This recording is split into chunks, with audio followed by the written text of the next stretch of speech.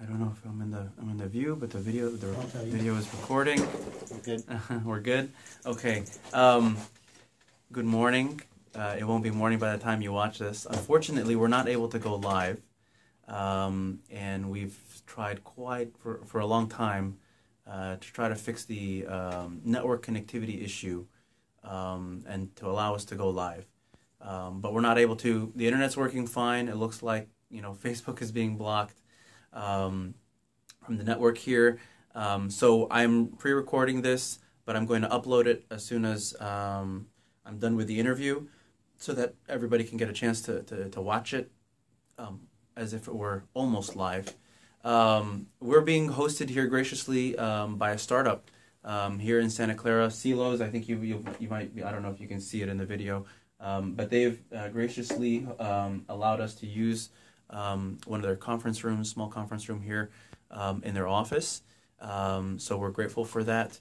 And with me today, this morning, is Suds. Suds Jain. He's going for seat council seat 6. We'll get over to Suds in just a second, but I did want to go over the format of the interview and some of the rules that we're going to be following for all of the candidates who are going to be interviewing. The format it's basically 3 parts. The first part is we're really going to want just to get to know Suds more on a personal level. I know with the timer that they have in the various forums and debates, that the candidates don't really have an opportunity to tell us about who they are as a person. So the first part is going to be to get to know Suds. I have a little game prepared, so we'll a little bit of an icebreaker game. We'll get into that. The second part is going to be the pitch. So Suds will tell us the top 2 issues, and he can go into as much detail as he'd like that he is running or that is his platform for running for council. And then the third part is the hot seat. So that's where I will ask Suds a bunch of questions, and they're going to be very interesting questions. So I have a very nice list of questions prepared for him, and we'll see how the conversation goes. The rules, I have 7 rules. Rule number 1 is no time limit. So I don't have a timer. I don't intend at looking at the clock at all. The only thing is that, I have another interview scheduled after this, but that's okay. So, this session can go for as long or as short as it needs to go. So there's no time limit. And I won't rush Suds or any of the candidates. They can speak for as short or as long as they'd like. The second rule is that this is a conversation. So, Suds can ask me questions. I can ask him follow-up questions. We can have, kind of maybe a little bit of a debate about some things. It's about Suds, but this is a conversation. It's just a conversation as if we were sitting together and getting to know each other. His opponents aren't present. That's a rule. They're not present.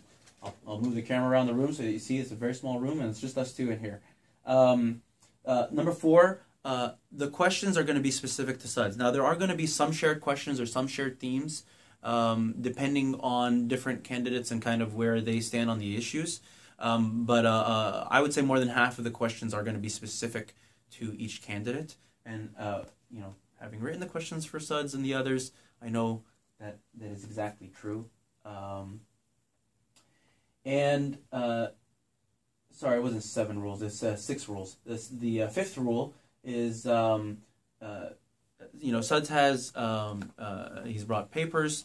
With regards to electronic devices, there have been some reports that people, during the live stream, I know this is not a live stream, so this particular video is not a live stream, so it doesn't really affect this scenario, but that some people were getting fed answers live from their electronic devices. So we will be limiting the use of electronic devices for the candidates.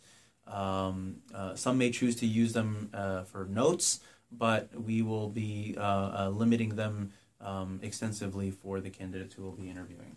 And then the final rule, which is probably the most important rule, and I'm going to very strictly abide by this because of all the negativity that we've been hearing in this campaign cycle. The candidate or the person who's being interviewed will not be allowed to talk about their opponents. So if at any point the candidate starts to, get into talking about their opponent, I will cut them off. I won't cut off for time, but I will cut off for this rule.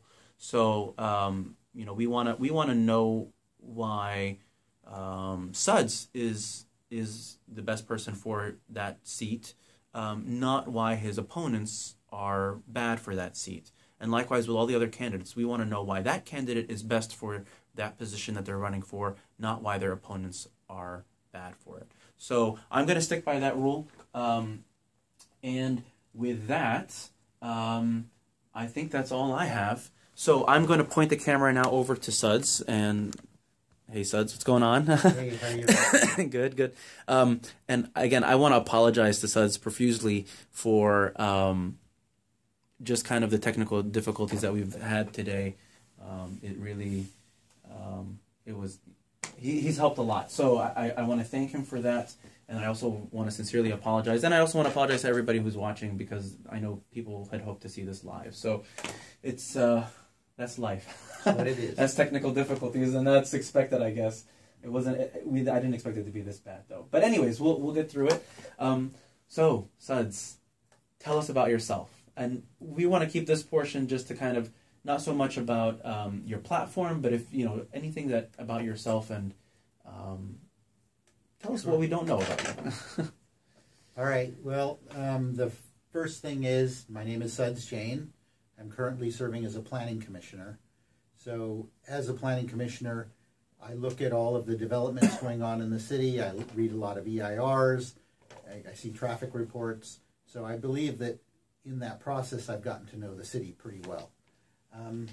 I have the endorsement in my seat of current council member Jerry Marsali. I also have the endorsement of the Sierra Club and the League of Conservation Voters. One of the things, actually sort of what got me interested in politics in Santa Clara, was a friend of mine was in the against the stadium, the opposing Measure J camp, and so he got me to walk precincts for him. So I actually was concerned about the parking had not been secured for the stadium, and the traffic, I don't believe traffic studies had been done correctly, and then there was the cost to the general fund subsidies. So that sort of got me involved in Santa Clara politics. So I am an MIT trained engineer.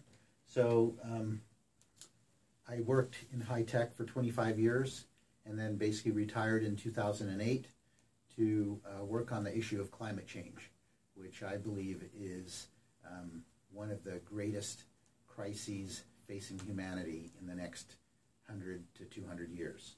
So we're already seeing the effects of climate change with the wildfires and the drought and the floods in North Carolina, hurricanes in October, which is kind of unprecedented. So anyway, but more locally, I have been concerned about the issues of affordable housing and traffic and just the pace of growth.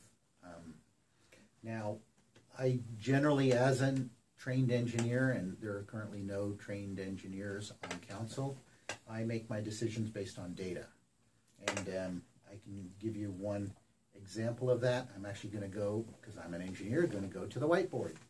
Well, can we save some of the issue things, or we can get into that maybe in the pitch? I can talk about some of my history, though. Yeah, that'd be great. That would be great.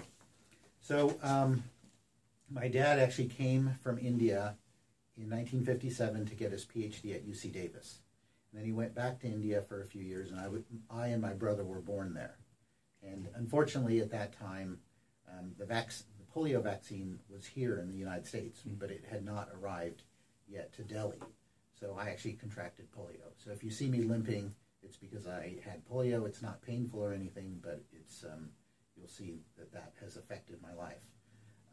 I still am active. I play tennis and I ride my bike everywhere, and so I'm fortunate that I had a fairly mild case of it. I grew up in Davis, went to preschool, went to high school there, and then after that I went east to go to college at MIT, and then I worked for my dream job, which was Bell Labs, New Jersey for a few years, and then came back to California to work at a startup. So I've been here since 1990, and moved to Santa Clara in 1999 with my wife. We live in a historic home in the Old Quad. One of the things that I did when I retired was specifically to start a robotics team. So at Washington Open Elementary, I started the robotics team there, and then continued that at Discovery Charter when my son went there, and then founded 3 years ago the robotics team at Wilcox High School. So the other thing that I've done in my retirement is I became a certified master gardener. So I teach classes in gardening. I'm always talking to people about gardening, have raised beds in my front yard, and am pretty active in the master gardener community. I think that's it for now, I guess. That's pretty good. No, here's what I want to do. I think as part of the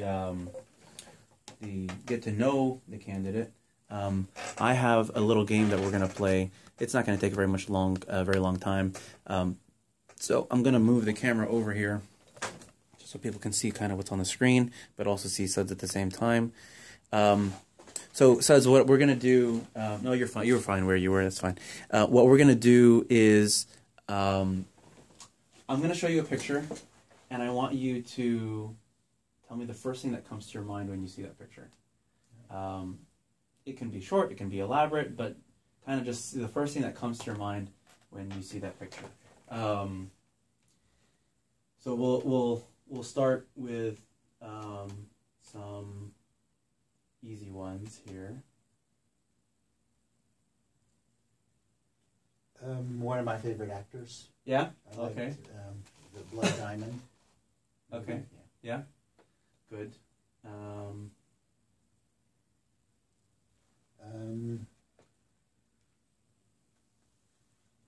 First thing that comes to your mind?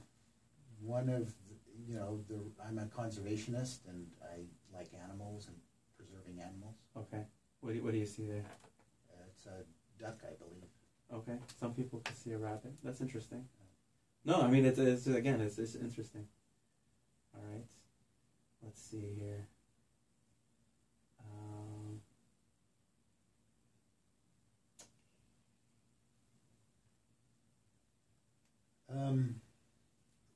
One of my favorite foods, except I'm now a vegan, but there's some very good alternatives for vegan ice cream. What about flavor?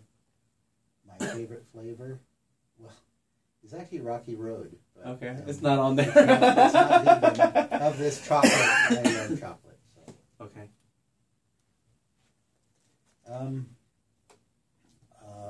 I'm very proud to be an American. Okay. Let's change gears a little bit here, all right? And let's see. Well, the 49ers. I actually play tennis. I love tennis, but I don't actually watch any sports. None. So you play, but you don't watch. Yeah. I used to watch tennis, but I don't even do that anymore. Okay.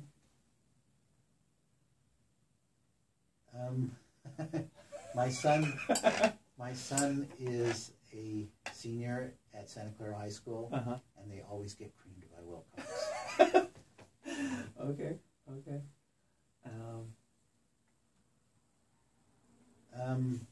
The most widely read newspaper in Santa Clara. That's the first thing that comes in your mind? Yes. Okay.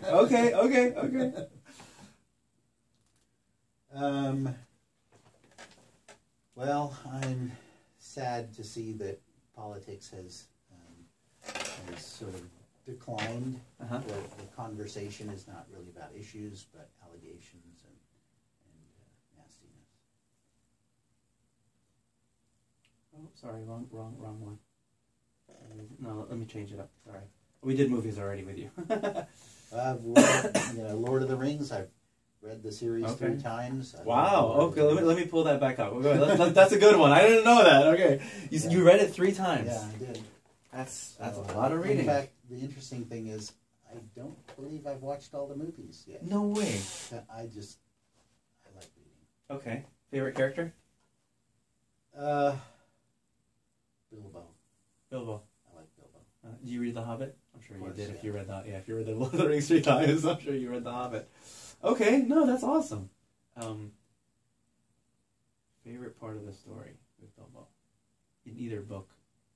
Oh, just tricking, Hobbit or tricking Lord of Gollum Okay. to get the ring. Okay. Cool. All right, back to this one. Oh, and all of the snacks. He basically eats all the time. Yes, he does. All right, first thing that comes to your mind.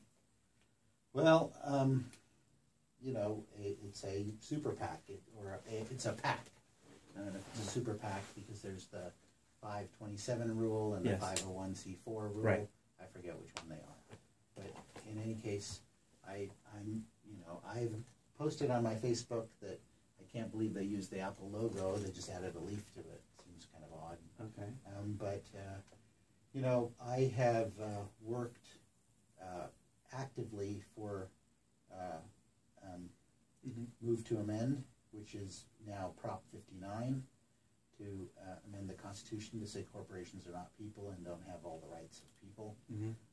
And then I've also worked on the AB 700, the California Disclose Act, which means that when an ad comes on TV, they have to disclose the actual funders, the people that wrote the checks. Not the PAC itself or the three organization. people. Yeah. So in this case, we don't know who funded this, but if these guys were to do an ad, we would know who actually wrote the checks. Okay. And then I'm also supporter of SB 1107, which is to allow to overturn the rule saying that elections could not be publicly financed. So now we can publicly finance elections.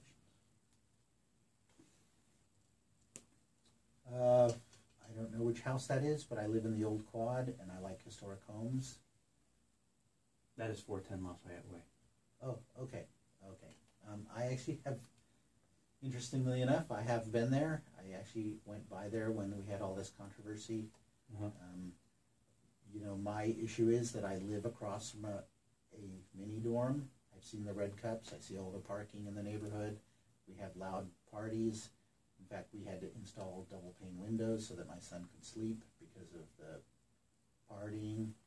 But I don't think our current method of resolving this issue is correct. We need an ordinance. Other cities have ordinances. We do not. Okay, we'll get to that and maybe in part of the questions. I have some more pictures here. I think we've done quite a few. Maybe we'll do one more.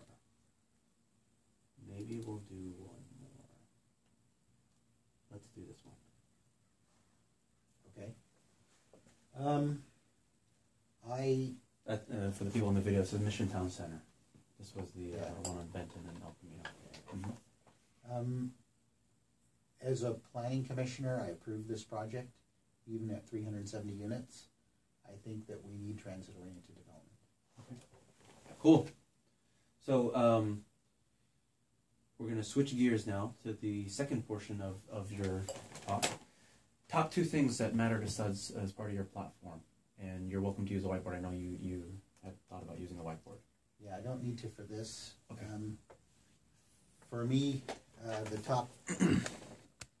the overwhelming consideration is quality of life. And the issue is that, we are adding all of this commercial development, which I understand the need because of the tax benefits of adding commercial property, but we're not adequately accounting for the impacts of that. And I'm just going to illustrate an example. So let's say a plastics company wanted to build a big plastics factory along the San Tomas Aquino Trail, and they were going to dump their waste into the San Tomas Aquino River, creek. Well, the thing is, bringing a big factory like that is going to bring jobs, it's going to bring taxes, stuff that we like. But somehow we as a society have said, no, you're not dumping that stuff in our creek. Now when we bring these employers, these big office buildings, we get their taxes, we get their jobs, but they are dumping their traffic onto our streets. So just like the plastics company we need to hold them accountable for minimizing their traffic impacts to our quality of life. So to me, the top issues, if you were to break it down, would be traffic and then housing costs. So because we have this jobs to housing ratio of 2.8, we have way more jobs than housing. We don't really want those people to have to live in Tracy or Modesto and commute here. It degrades their quality of life. It adds traffic to our streets, degrading our quality of life, and it adds pollution. So we need to solve the affordable housing issue. Okay. Do you want to switch over to this part 3? I know these are something that you wanted to do in the whiteboard. I did. And I don't know if I may end up asking the question that will lend itself to the whiteboard. Do you want to jump on the whiteboard now before I start the hot questions, or it's up to you? I do want to go to the whiteboard. Okay, go for it. It's all you. So, let me move the camera so that we can make sure that we're getting what you're doing here. So I believe, well, I want to first start to say that as a retired person, I have the time to serve. And Hosam, you will probably realize that at this last council meeting, this last Tuesday, I was the only candidate, except for council members, that was at that meeting. And it was a critical meeting because they were talking about the expressway grade separation and the traffic due to the expressway. And it's a very critical issue to Santa Clara, and that's why I was there. I actually, and you will probably recognize that I'm at a large number of the council meetings because I have an interest in it, and I often have something to say about the issues. So I actually spoke on Measure B, and I spoke on the park fees, and I spoke on the El Camino Real project, where basically my point was that we need to do a lot more community engagement so that we can get buy-in of the residents and the people of Santa Clara before we go through this plan. So often what happens is staff works with a consultant, the plan is basically baked, and then it's presented to the cities with very little opportunity to modify the project. It's just to basically approve or deny the project. So as an engineer, I understand that everything is trade-offs and compromises.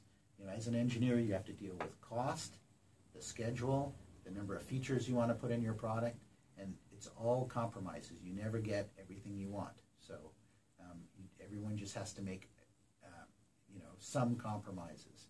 And extreme positions just lend us to animosity and bad feelings. So people have to realize that there is some sort of maybe not happy medium, but a compromise.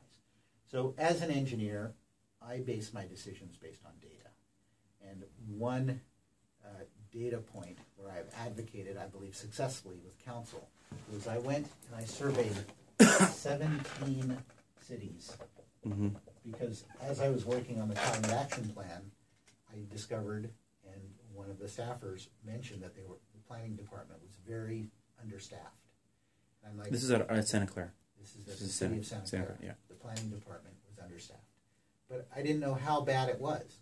So I surveyed 17 cities, and I asked them how many full-time equivalent planners they had.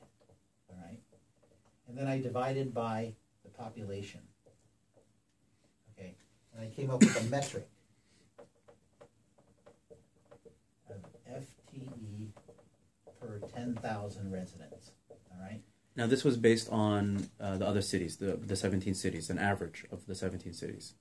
Yes, so I asked them how many full-time equivalent planners they had. Then I went to Zillow, found out their population, and then I basically did this metric. Yes. And I believe that we need to operate our city on metrics. And we also need to compare ourselves to other cities, as we did with the park fees. For a while, we hadn't been looking at what other cities were doing, and we basically had one of the lowest parks ratio to population of any city in our area. So what I discovered was the average is 1.48, and the Santa Clara had 0.42. So if you divide that out, it's like 3 times almost. 3.5 times, right? So So as a result of looking at the data, and I've been advocating for this many, many times, and a lot of people say some of the resistance was, oh, well, if we have a downturn, we don't want to lay people off. But when you know the difference is greater than 3, then you can still staff up a little bit and still use contractors and consultants to fill in where if you have a downturn, you just let go of the contracts and the consultants. But you need to have the institutional knowledge in the city. If you just rely entirely on contractors and consultants, there's no institutional knowledge. So as a result of this analysis, the city has been adding planners to the city. The other thing that is important to me is that we have really only one trained traffic engineer, and that's Dennis Eng. And Dennis has now been promoted, so we're very short-staffed in the number of traffic engineers, and we need to have some people like me, engineers, who understand the technical aspects of how traffic is managed, like queuing theory. So we're gonna I think transition a little bit into the hot seat because I'm gonna ask you and challenge some of your thoughts here. Is it really a council member's job to cross-check what our city staff propose? I mean, we hire city staff and we pay them for a reason. They're experts in their respective fields. Is it necessarily a council member's job to be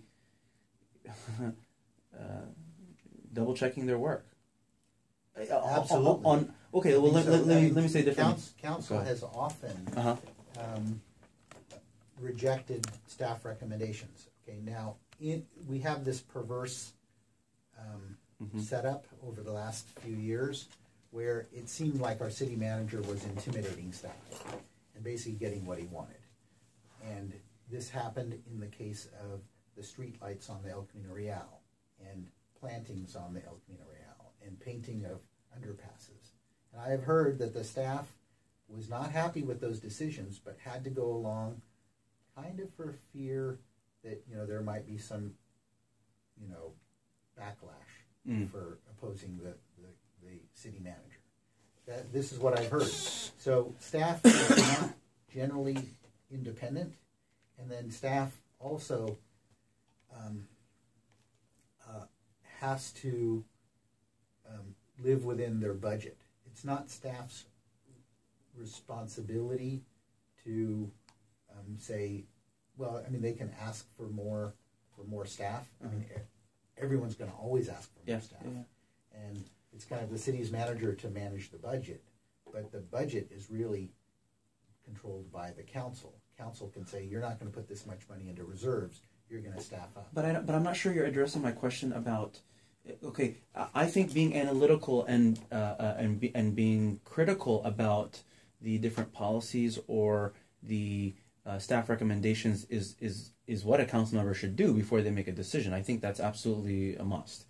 But being an engineer and or assuming that a council member, because they might be an engineer or because we don't have any engineering council members, needs to be able to review what our traffic engineers do or review what our the technical elements of that. I mean, is that really the job of council? I mean, one of the requirements or the things that you look at when you look at the city's charter and the roles and responsibilities of council, one of the things that council is prevented to do is what they call councilmanic interference, which means that council Correct.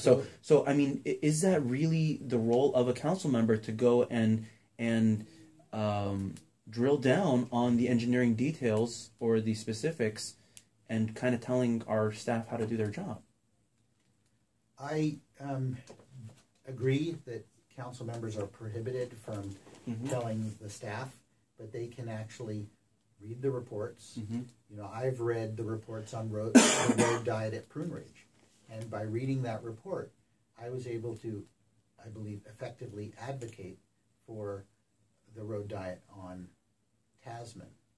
And the reason is that I looked at the data and I saw that the accidents had gone down by 50%, and the traffic delays at the time had not been adversely affected. So I guess my point is that if you're expecting a council to basically just rubber stamp every staff recommendation, then what's the point of the council? Mm-hmm. Why do you want to have council members that are, they're basically going to be the people that are the face of, they're going to go to ribbon cuttings and openings. Mm-hmm. And, I mean, if they're not being somewhat critical or sanity checking the data, because it's a circle, right? It's like council sets the priorities, and then the city manager sort of has to meet those, and then the staff basically follows what the city manager says. Right. There doesn't seem to be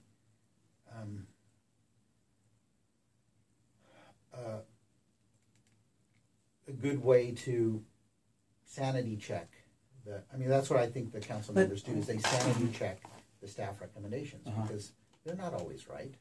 Often they're done to satisfy, say, a strong city manager. Okay. So let's. I want to kind of go along the same lines. We can go back and forth on this all day, but along those same lines, because you talked about a few examples just in the last couple questions, right? Can you give us an example where there was something that you thought was wrong? So maybe it was the traffic thing, maybe it was the road diet on Prune Ridge, or you can use any example. It doesn't have to be the ones that you just mentioned, but where you differed with an opinion, whether it was on staff, whether it was on the planning commission which you serve on, maybe it was something in council.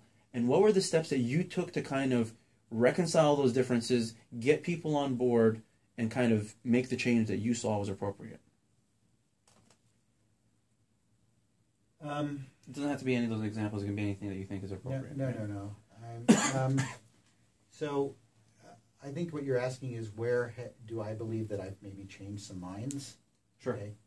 And so let's take the minimum wage ordinance. So, of course, the business community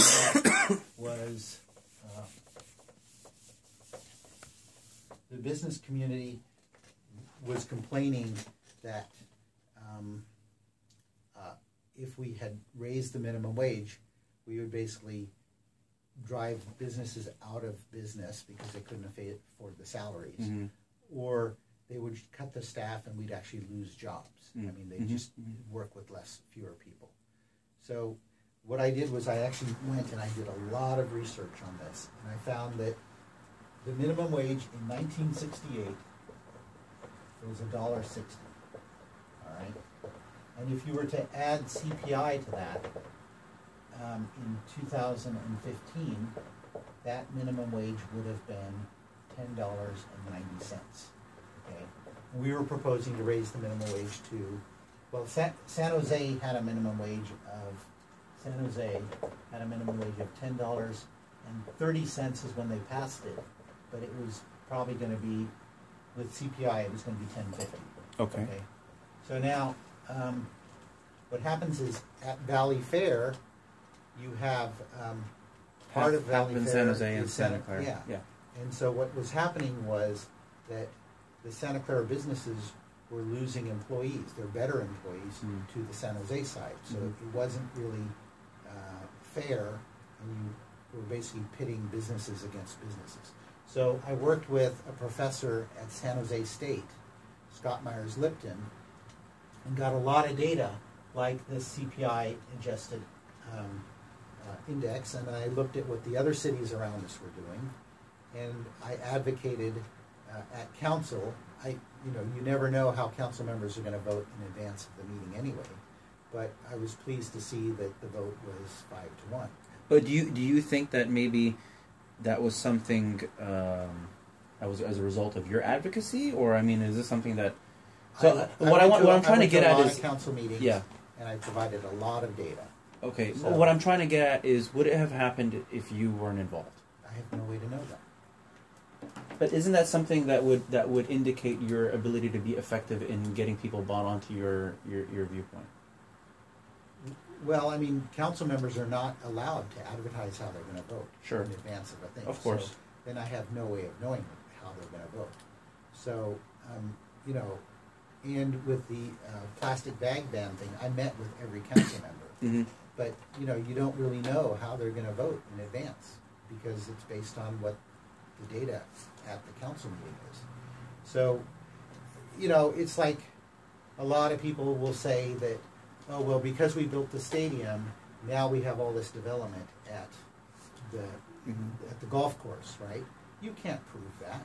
There's no way to prove that because, I mean, I look at all these other developments. North San Jose has had a massive building boom. Fremont has a massive building boom.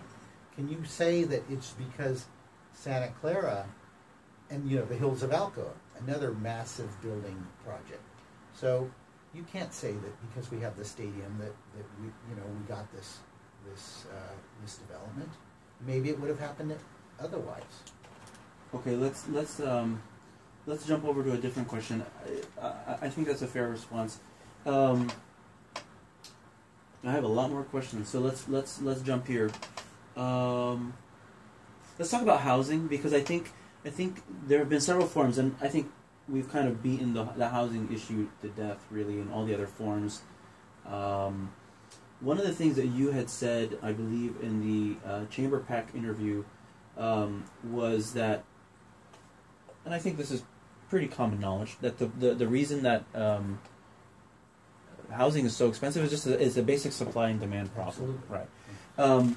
But I want to challenge you on just kind of oversimplifying it to a basic supply and demand problem that says that just building more housing here in Santa Clara is going to bring prices down on its own. I mean, we're part of a larger community, a larger Bay Area community.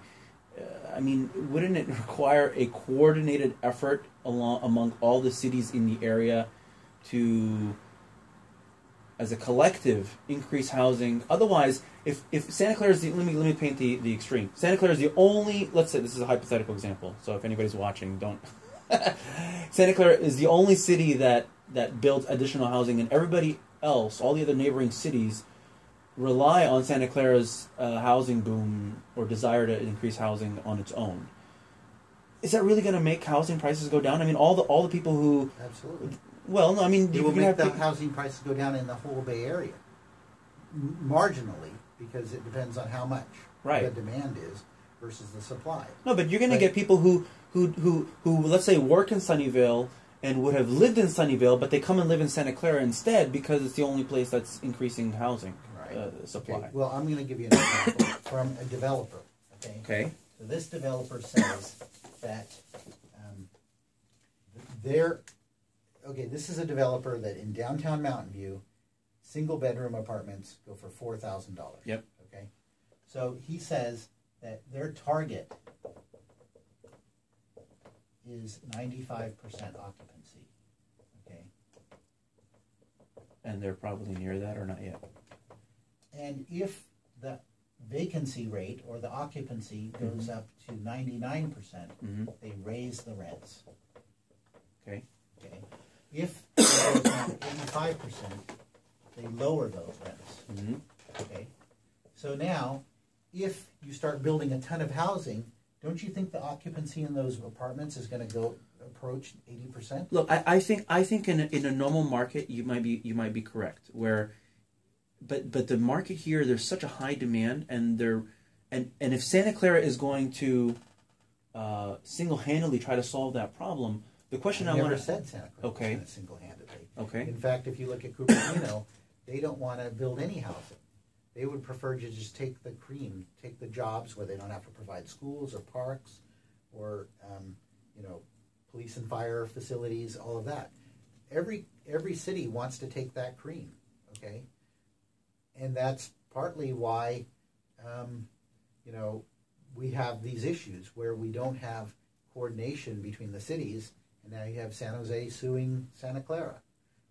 Okay, now ABAG is, people don't like ABAG. I actually believe that there's a really valuable benefit to having ABAG because it does try to coordinate the Bay Area cities. Okay, and there's this thing called the RENA numbers, which is the regional housing needs, and it sort of allocates to each city how much you need to build. Now, some cities totally ignore that, but the ideal is everyone is going to just try to build as much commercial as they can, and then housing prices are going to go up, or people are going to be pushed to Tracy. Tell me what's the limit? So, my understanding is there's 18,000 housing units in the pipeline, or around that area, around that number. What's the cutoff point? So, are you going to keep building and building and building until you make the supply demand curve? What's a reasonable rent? What's the reasonable number of housing units? I mean, where do you draw the lines? So again, as an engineer, I always work on metrics. Okay, our jobs to housing ratio is about 2.8. Okay, San Jose jobs to housing is 0.89. Okay, so it should be somewhere in between there. Okay, and every city should say we're going to do 1.5. That would create a large amount of housing building in the Bay Area. And we won't have people having to go to Tracy or Morgan Hill or Modesto and crowd our highways and cause air pollution and degrade their quality of life if they're on the road 2 hours a day or 2 hours each way.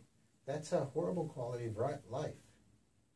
So again, if you work on metrics, and we say our target is 1.5 or 1.6, whatever it is, but it should be lower than 2.8. So tell me about how would you work with, because you brought up the issue of San Jose suing Santa Clara for the City Place project. What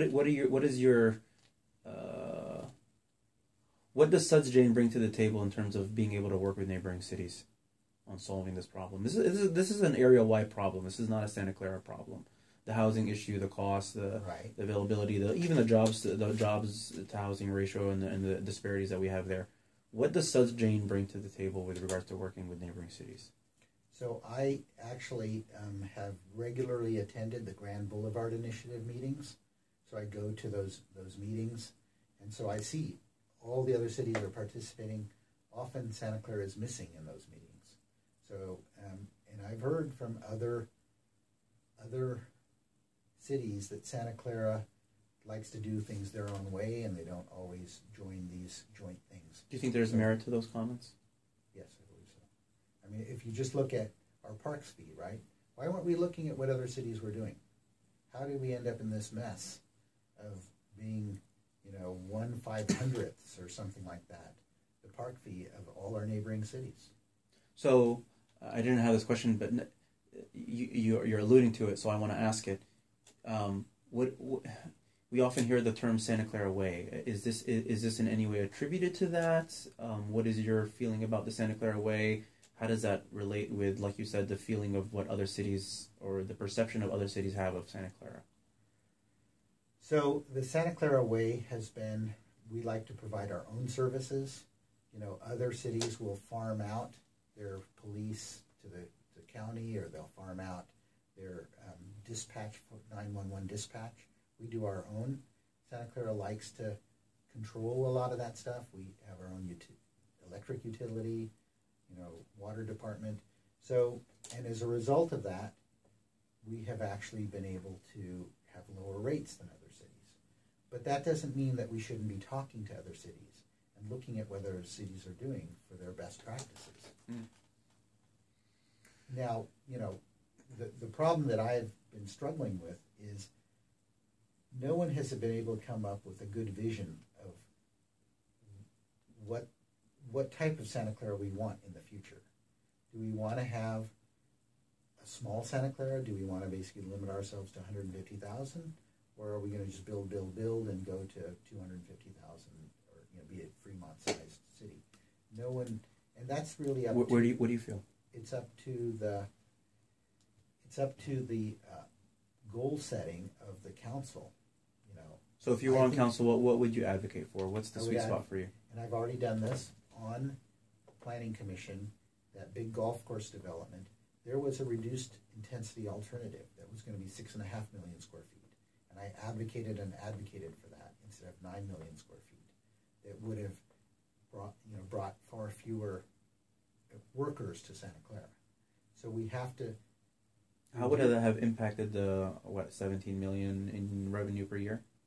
Well, Raj has done that analysis, and it would have marginally impacted because we're still going to keep the core, the entertainment district, and so that's going to give us a huge amount of sales tax revenue. So both alternatives were going to keep that core business area, core entertainment and retail area.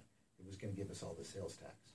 So the revenue to the city would have been marginally impacted, and yet we would have had less traffic. And then, you know, my big concern is, yeah, you look at Mountain View and they have lots of growth in there. Google and LinkedIn are growing like crazy, but they are demanding that the employers reduce their traffic. So tell me, this is a good example because I think it alludes to something that we were talking about earlier, but in kind of a different light. You came up with, so let me summarize. You came up with a proposal and you're sitting on planning commission, so you're not just a member of the public who's talking up in open comments, right? You've had plenty of opportunity on the planning commission in the joint review sessions with council on city place. Great idea. So let's say that this idea that you have of reducing from 9,000. It wasn't my idea. It was in the EIR. Okay, so let's say that this is something that you believed in, that you advocated for. Yeah, I did. What? How could you have been more effective to actually make that come to reality? Well, if you actually look at, again, you know, it's all based on staff's recommendation. You know, you already said that we should be following staff's recommendation. Oh, I was asking. Okay, so yeah. Okay. So the question that I asked was, why aren't we considering this reduced intensity alternative? And the developer basically said, well, it's not economically feasible. And I asked, well, then why the heck did you put it in the EIR? I mean, you could put in alternatives that are like, you know, instead of 6.5 million, you could put in something that's 20,000 square feet. Mm-hmm. All right, we're back. My other phone, my backup phone, ran out of space, so we just switched over phones. So Suds, can we? Yeah, you were asking how I could be more effective. Right. Okay, so I mean, the thing is that this is why I keep saying that, you know, we need analytical people on there, because I analyzed that study and I carefully read through it, and one of the analyses that I did in this project was I looked at the density of Santa Clara Square, which is where the Whole Foods is, and I said, let's apply that density to this project. And when I did that, I found that they could build this project not on 240 acres, but they could build it on 160 acres. That would have released 80 acres of parkland for the city.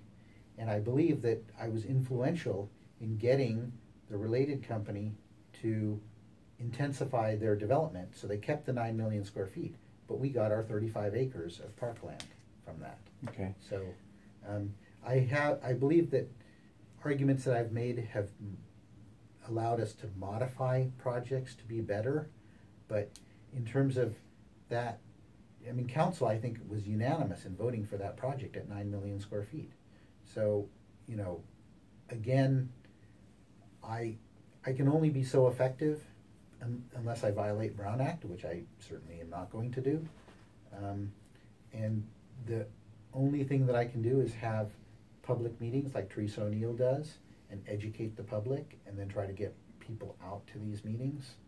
But as you know, not very many people attend council meetings. Yeah. So let me ask another question, because we just addressed effectiveness and stuff like that. So you've been serving on planning commission for a little over a year. Yeah. And was that a partial term, or was that you started a it was full term? Full term.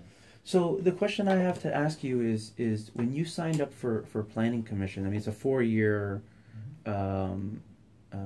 role or term with, you know, first right of refusal for continuing a second term of 4 years, and then that's it, if my understanding is correct. So when you sign up for planning commission, you're signing up for a 4-year commitment. So why after 1 year are you deciding that you wouldn't fulfill your 4-year commitment and then instead go to council? Because I believe that, you know,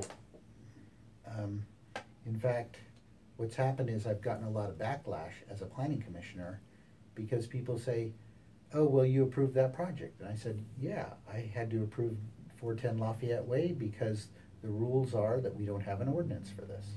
So if I could be on council, I could get these ordinances passed. I can get a boarding house ordinance passed. I can get a historic homes ordinance passed. I can get a transit demand management, transportation demand management penalties passed to hold the employers responsible. I feel like on planning commission, there is very little I can do to improve things. But, okay, I want to challenge you on that. So, planning commission, what you're effectively saying is that your hands are tied as a planning commissioner to do just what is in the policy, the current policy, exactly, to approve. But more, wouldn't you?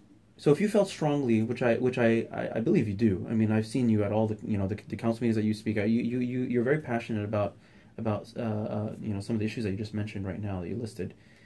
Why wouldn't you try to use your position within the planning commission to, as a commission, submit a recommendation to council on those issues, rather than just simply submitting, approvals or denials or approvals with mitigation for the projects that come? I mean, it just effectively, planning commission is only sending project approvals or denials to council, rather than looking at some of the bigger picture issues like you just mentioned, TDM stuff, boarding or house ordinance, historic preservation ordinance.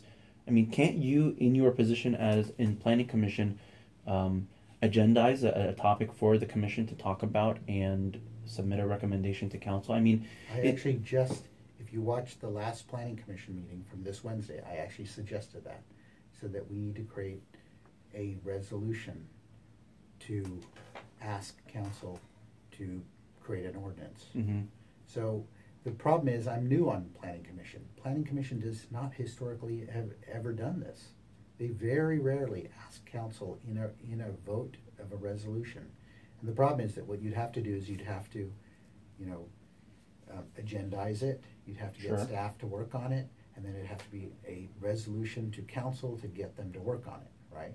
So I've just started that. This last Wednesday, I encourage you to go watch that video. I was the one talking about that. So wouldn't you feel that it's a little bit unfair to, or maybe not unfair, but it's a little bit,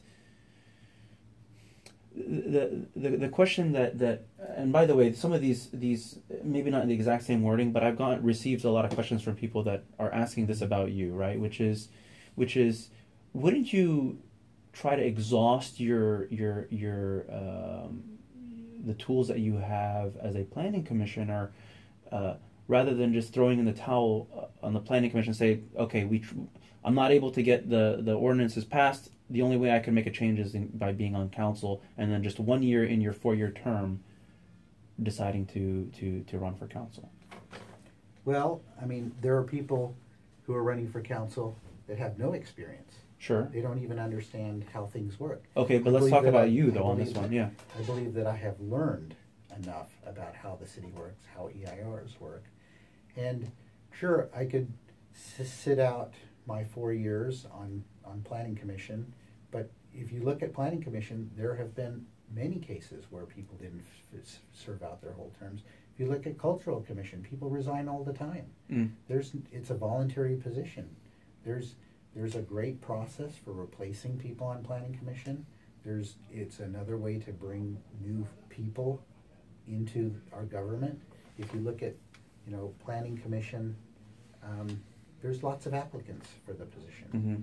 So I don't feel like I am violating anybody's I'm not saying that you're violating or trust by abdicating early on the term. No, I hope I'm not insinuating that at all. That's not the crux of the question. I think the crux of my question is wouldn't you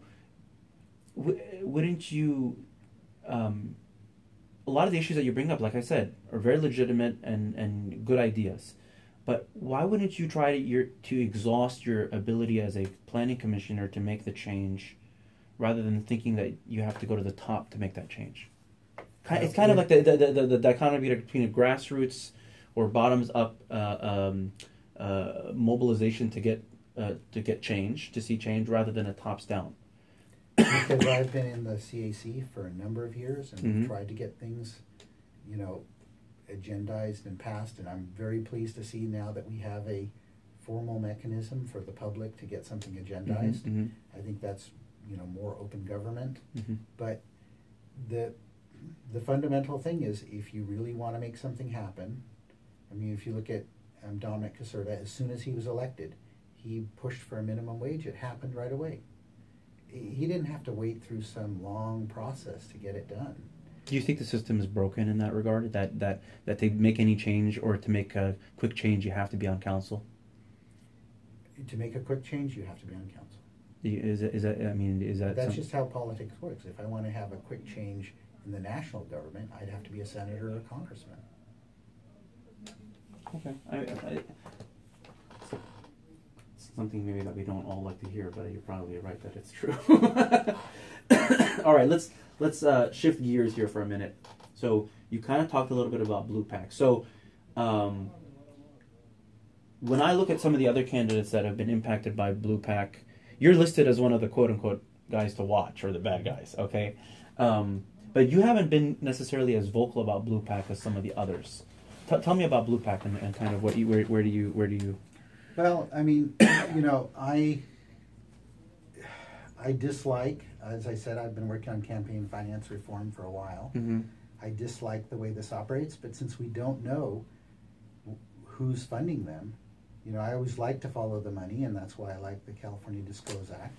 But if you don't know who's funding it, maybe it's a 49er group, maybe it's an anti-49er group trying to, confuse people about the issue. You really have. You think no way to that, say or you're just saying that it's or you have no? I have no way to know. Okay, I'm not okay. going to make false accusations. I mean that what's it called? Press conference that happened. There were some Mm-hmm. very wild accusations made there. They're not substantiated. But all I'm saying is that all I can say is that if you look at what's on the Blue Pack website, it's very odd that my photograph is not there, because they're trying to present it as an ethnic issue. And the fact that I'm on the People to Watch, my photograph's not there because I am ethnic, and they don't want to highlight the fact that I'm ethnic, okay? Mm-hmm. So why am I the only person without a photograph there, okay? Then they say I did not Do you think it vote. might confuse you with some of the ethnic people on the people that are good, the quote unquote good guys? Apparently. So who knows? But these people are shady. You can't figure out really who they are. They have their own reasons. Okay. Now, the other thing is that they have alleged that I broke my promise and didn't recuse myself Mm-hmm. on things, but they haven't given any specifics. I looked at that and I couldn't even figure out what they were referring to, so it's hard to even. They want to prevent being liable, right? Or having a libel lawsuit. But the thing is that they should have filed a complaint with the city saying that I had a conflict of interest, or they should have emailed me saying that on this project we believe you had a conflict of interest. But they don't. They've never done any of that. Mm-hmm, mm-hmm. Okay. Then the other thing they said that I potentially may have misled on my planning commission application. I saw that. What the heck does that mean? That is totally, yeah, well, I can say they potentially killed somebody. Okay? Maybe one of their employees, had driven a car and got in an accident and somebody died.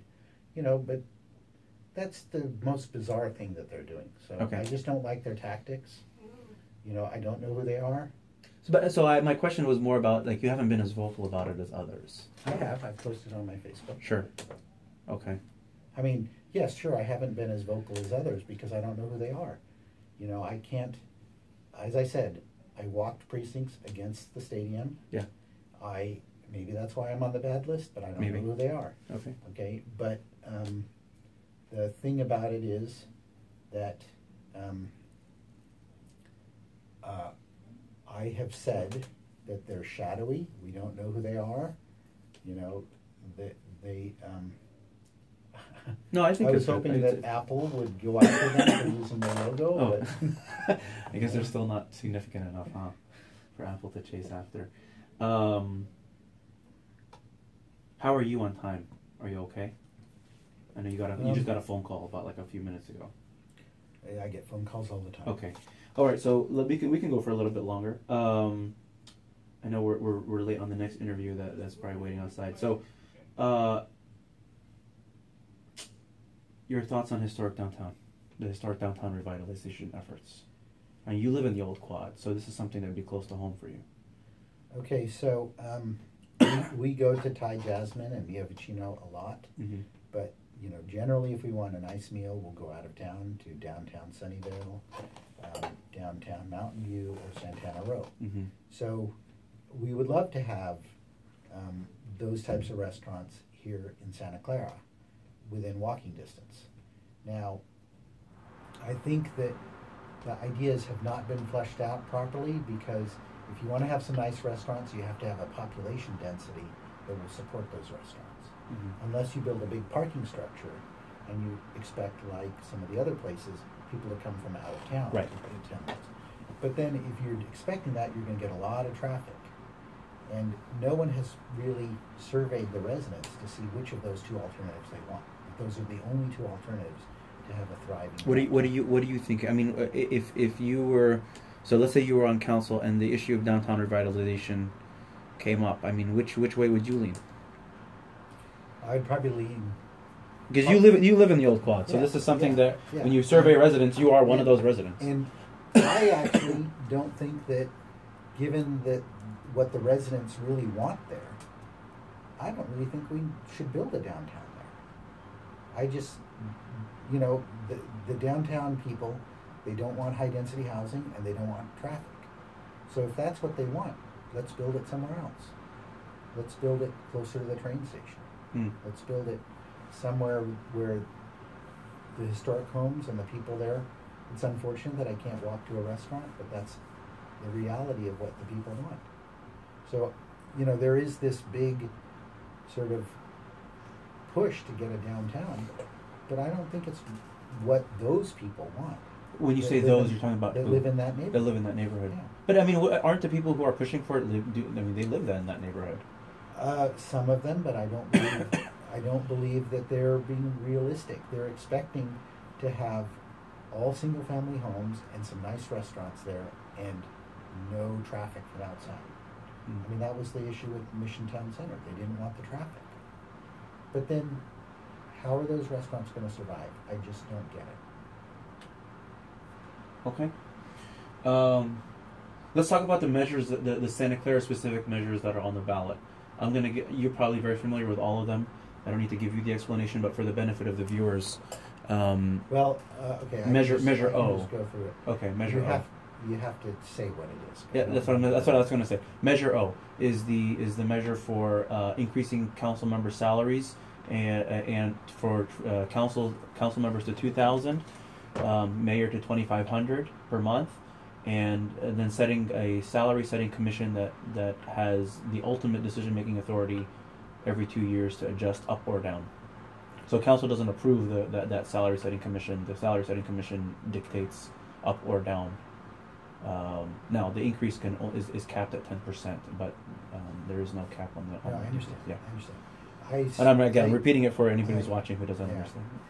I sincerely believe that the current remuneration or compensation for council members is way too low. It's about a 25-hour a week job, Maybe which more. is or more, Yeah. if you're going to do a good job. And at $800 a month, it works out to less than minimum wage. So, But wouldn't you say this is a service-related or a service-oriented position? That it's not about the compensation? you can say that, but I think that it limits who is willing to do that job. If you look at one of the current council members, she's basically going to have to give up her job. And another council member had to basically retire early to do this job. So it turns out that it becomes an economic hardship for a lot of people to do this job. and as a result, that you're going to get a certain class of people, maybe not a good representation of all of the demographics of the city. So yes or no on O? I'm going to vote yes on it, but I think that council should not have raised the salary as much as they did. Okay, fair. Measure P is for term limits. So right now we have somewhat of a pseudo term limit, where it's 2 limits of consecutive terms, but as long as you set out for 2 years, that limit is reset. And Measure P is proposing a lifetime limit of 2 terms for each office. Yeah, so I'm, of course, am voting for that. And I did watch your video that described to me that it would be illegal for us to count previous service. Retroactively applied. Retroactively. So, I mean, this is the best we can get. I wish we could have had the retroactive, but since it's illegal, this is the best we get. Okay. Measure Q talks about how do you fill in vacancies. You're very familiar with this because you applied for the vacancy when Mayor Gilmore moved from council to mayor. So what the current way it's set up, which again, like you're very familiar with, it's the council has the option to fill in the seat by appointment, which only requires a majority decision of council. And if they do not, then it goes to an election. Now the charter doesn't specify that it has to be a special election. It can be, but they could also just defer it to the next general election. What the new proposed proposal is, which is Measure Q, if council decides to appoint, it has to be a supermajority, which would more likely pick somebody who is a more consensus type of a candidate, not maybe a divisive candidate. But then if that appointment happens in the first half of the term, in the first 2 years of the term, that seat basically goes up for the general election at the next general election, basically. So like somebody resigned a day after taking office, their seat would go for election after 2 years, not after 4 years, which is what it would have originally gone to. Right. The only thing which then at that point is basically you're getting input from the voters. Yeah. So the only thing that, and I'm sorry that I haven't followed the exact details of it, but does it change the 3 people get elected 1 year and 4 the next year? No. So basically, it wouldn't. If somebody, let's say somebody resigns in the first half of their term, that seat goes up for election only within 2 years. Yeah. That seat goes up for re-election on its regular cycle. So it doesn't throw off the cycle. Serve as an elected person for only 2 years. Correct. Yeah, I'm in favor of that. So you are in favor of Measure Q in that, okay. Measure R. Measure R is about protecting parks and open space. Yeah, I am in favor of it, but as you know, that Sunnyvale did a horrible job of a similar measure. And my concern is that having every little piece of property go up for a general vote is very expensive to the city and delays the process. I wish we had done some minimum size, saying anything less than an acre would be fine for council to decide on, but anything more than an acre would have to go to a general vote. But the problem is that it really slows down our ability to do things. But I'm going to vote for it because it does prevent one of the issues we had with the soccer parks. Okay. Final thoughts. Free form, open. Yeah, I don't have any more. I mean, I think I have some more questions, but you covered them anyways. This one is an important one. Somebody sent me this one, and I should ask it because they sent it to me, and it's a good question before final thoughts, and then you can jump into final thoughts. What kind of relationship do you see yourself fostering with the school board? And then because of the increase in housing, which we spoke at length about, do you see, because the city is responsible for, approving those developments that increase the number of people living in the city, do you see that the city would bear some responsibility, or in coordination with the school board, bear some responsibility for the need for additional schools or the expansion of our existing schools? So actually am serving right now on the school district budget committee, and I know some of the school board members pretty well because we were at the same school together, and I talk to them often. I have often complained about the relationship between the city and the schools. It was particularly bad during the RDA dissolution because it was basically stealing money from the city and giving it to the schools. And in fact, on this budget committee, the schools have this $75 million one-time benefit that they're getting from the RDA dissolution. So they're actually doing a lot of capital improvements as a result of the RDA dissolution. So it's unfortunate that this thing sort of pit the schools versus the city. I am very pleased that Councilmember Teresa O'Neill has revived the school liaison committee within the council, and now they are really talking to the schools and improving that relationship. Now we're talking about sharing sports fields with the schools and trying to figure out a way to help pay for that. In the past, the city has done, we've shared the theater at Wilcox High School. It was a partnership. So I think that there should be a very strong relationship between the schools and the city, because decisions on either part very significantly affect the other agency. Now, the city has recently been sort of asking for, at council meetings, there's a school board member there, but asking developers to do more than their one share contribution for building school fees. And we've been able to double that on a lot of developments.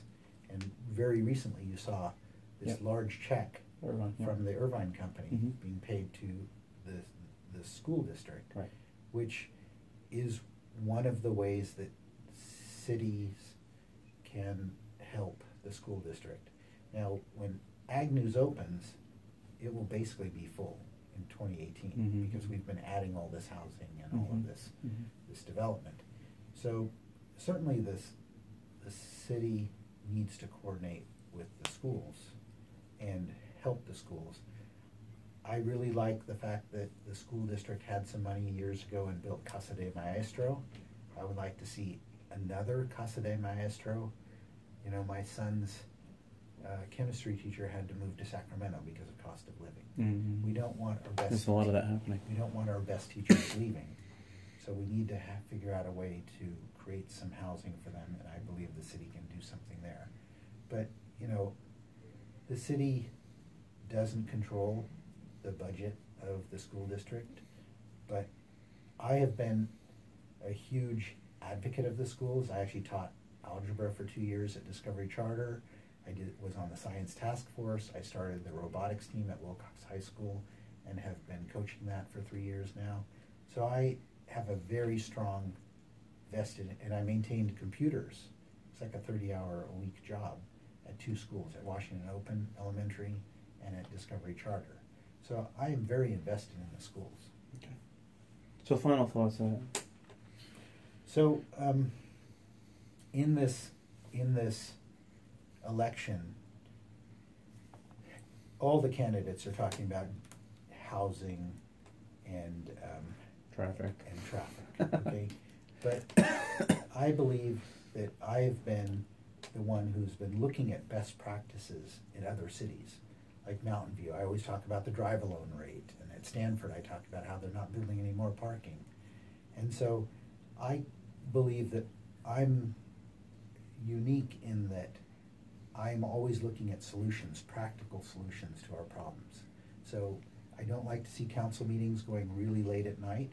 The solution to that is to have a defined ordinance for boarding houses, to have a defined ordinance for the historic preservation. mean, architectural review committee meetings are ridiculous now. Then the other thing that I've been asking for is this nexus study to be done, because if you look at what Fremont does, they actually charge commercial development to build affordable housing. So that's a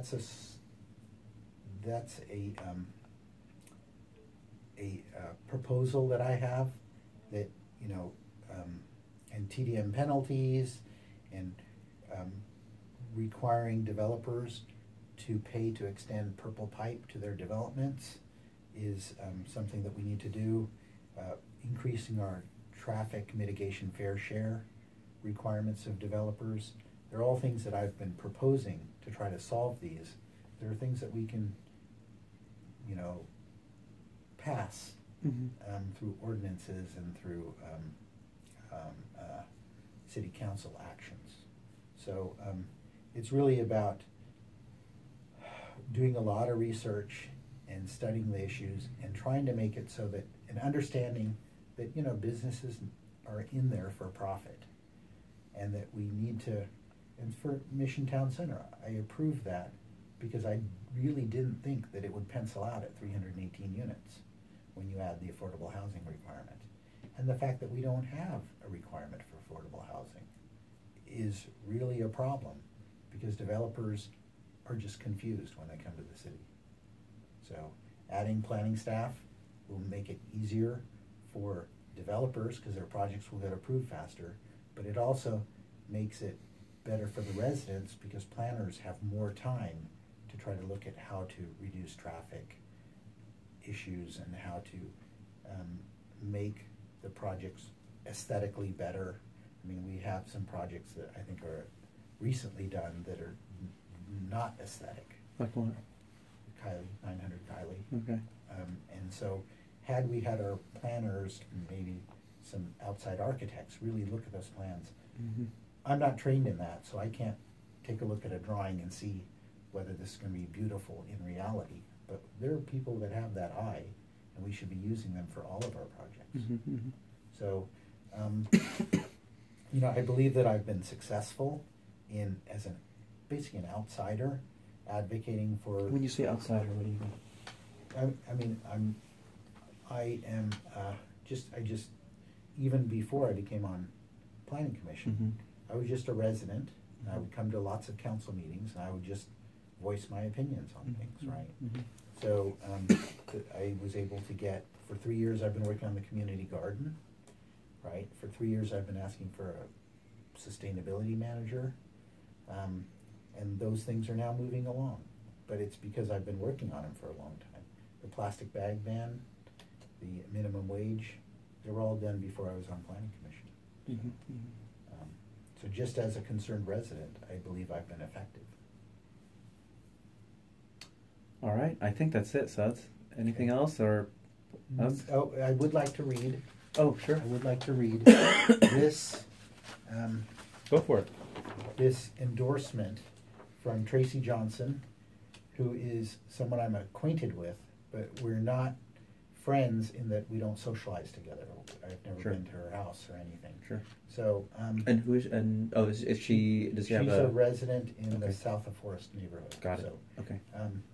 Here's her quote. It's fairly long, but I'm going to read it because I think it describes. You're welcome to.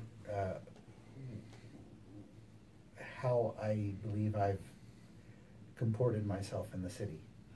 So Tracy says, I have lived in the South of Forest neighborhood adjacent to Stevens Creek for 16 years. I have been to a lot of meetings in Santa Clara. Council, Planning Commission, Citizens Advisory Committee, SJ City Planning meetings, Council Member O'Neill's monthly meetings, etc. over those last 16 years. Suds is a part of the fabric of those gatherings. Over those years, I have seen him everywhere, seeking information and sharing ideas to improve our city. He is constantly researching best practices that he finds by studying what is done in cities with similar issues to our own. He is analytical, thorough, listens attentively, asks meaningful questions, gives insightful suggestions for improvement, and always in a kind, firm, professional tone. He has done all this for years outside of the limelight, and I believe he will continue to do so, whether he is elected to council or not. He is truly driven by the intrinsic rewards of making the world a better place. Good luck, Suds, on your run for council, and thank you for all of your service to our community. It's a nice way to close the session. Thank you so much, Suds, and again, I apologize profusely for the technical difficulties we had in the beginning. If we are able to solve the live stream, your video may be the only one that's posted as a non-live stream, but I'll try to post it right away. And so I thank you for your help in this morning and also for your patience. I very much enjoyed the conversation. Thank you. And I wish you luck. I know people will start to vote by mail soon or go vote at the registrar's office. And best of luck on November 8th. Okay, thank you. Thanks so much, Suds. Bye. See you. All right, and with that, I'm gonna stop this video, and we'll try to figure out the technical issues and difficulties so that we can continue with a few more interviews today, and hopefully I'll be able to live stream those. It'll be a lot more effective than me pre-recording it and then uploading it here. So again, thanks again for everybody's patience. I know this is not live stream, but I hope this was useful for all of you.